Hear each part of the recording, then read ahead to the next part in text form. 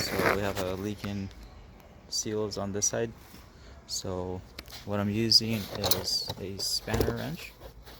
End up kind of grinding off the teeth or the points on it because these were too thick, it wouldn't fit. But I got these spanner wrenches for about 15 bucks for both of them on Amazon. They're adjustable, so now I'm gonna lock them in here.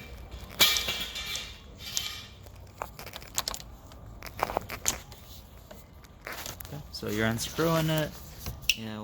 Now you heard that sound. Now this part pops out. So you twist it the opposite, and it will come out.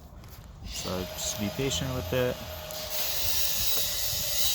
Okay. And now you just take a fly head and just take that out.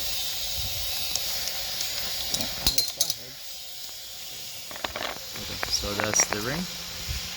And to install it, just go backwards.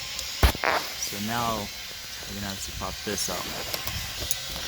Alright, so end up just moving it around and it's coming out. Okay.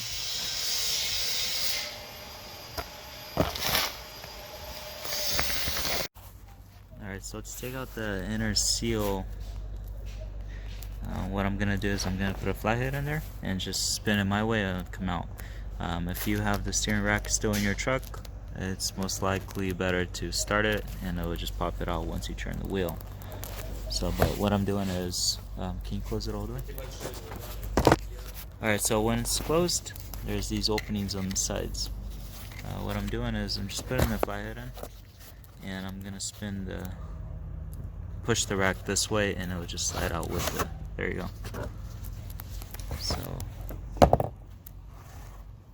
this is the part that has the seals.